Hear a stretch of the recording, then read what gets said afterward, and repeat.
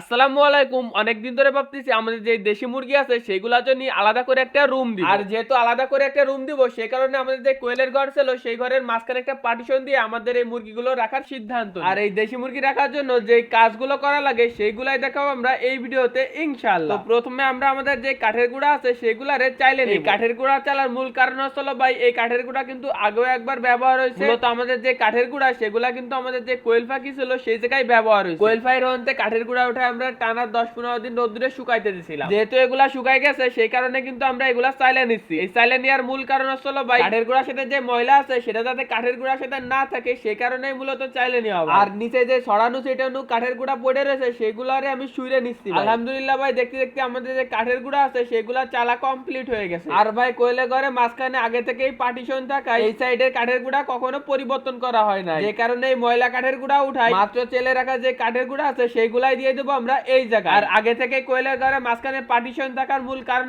হলো ভাই আমাদের যে ইনকিউবেটর আছে ওইখানে কিন্তু অনেকগুলা কোয়েলের ডিম মাশাআল্লাহ ডিম ফুটে কিন্তু অনেকগুলা বাচ্চা বের হয়। বাচ্চাগুলো ব্রুডিং শেষে আমরা এই ঘরে মাঝখানে একটা পার্টিশন দিয়ে এরপরে কিন্তু আমরা ছোট কোয়েলগুলো এখানে রাখে দিই। আর যেহেতু এগুলা বিক্রি করার জন্য সেহেতু কিন্তু ভাই সবগুলো আমরা বিক্রিও করে দিই। তাই বর্তমানে যেহেতু এই সাইড ফাঁকা পড়ে রয়েছে তাই ভাবলাম ভাই আমার যে দেশি মুরগি আছে সেগুলো আমি এই জায়গা নিয়ে চলে আসি। আর দেশি মুরগি পায়রার ওই জায়গায় টানার মূল কারণ হলো ভাই দেশি মুরগি কিন্তু ছোট থেকেই পায়রার ওই জায়গা বড় হয়েছে। যেহেতু দেশি মুরগি ছোট ছিল সেহেতু কিন্তু এতদিন কোনো প্রবলেম হয় না। দিন দিন দেশি মুরগি বড় হয় যে পায়রা ছিল সেই পায়রারা কিন্তু দেশি মুরগি ঠোকায়। যে কারণে বাধ্য হয়ে কিন্তু আমার ওইখান থেকে এইখানে আমার যে দেশি মুরগি আছে ওইগুলারে নিয়ে আসা লাগছে। আর দেখতে দেখতে কিন্তু আমাদের যে চট আছে ওইগুলা বিছানো শেষ। এখন কিন্তু আমরা যেই কাঠের গুঁড়া আছে ওইগুলা দিয়ে দিব ভাই। বালতিতে ডালে দেওয়ার পর আমি আধে ভালো ভাই দিয়ে দিয়েছিলাম যাতে চারদিক দিয়ে পুরো ভালো ভাই ছড়াই যায়। আলহামদুলিল্লাহ ভাই দেখতে দেখতে কিন্তু আমাদের চারদিক দিয়ে কাঠের গুঁড়া দেওয়া কমপ্লিট। আর এখন কিন্তু আমরা যে মাঝখানে পার্টিশন আছে ওই জায়গায় কিন্তু অ্যাকোস্টিক ফোম দিয়ে দেব। এই ফোম দেওয়ার মূল কারণ হলো ভাই যেহেতু কোয়েলের ওই জায়গায় সারা রাত লাইট জ্বালানো থাকে ওই লাইটের আলোতে কিন্তু মুরগির প্রবলেম হইতে পারে। যে কারণে কিন্তু আমি এই জায়গায় অ্যাকোস্টিক ফোম দিয়ে দিয়েছি যাতে করে ওই কোণার আলোটা এই কোণা না আসে। এক কথায় টিনের বদলে অ্যাকোস্টিক ফোম। আর খাবারের পট আর পানির পট দুইটাই ভালো ভাই ধুয়ে দিলাম। আর মুরগি করা কিন্তু রাত্রির নিচে যে কারণে কিন্তু ওরা ছুটাছুটি করতে পারতেছে না। আস্তে আস্তে কিন্তু সবগুলো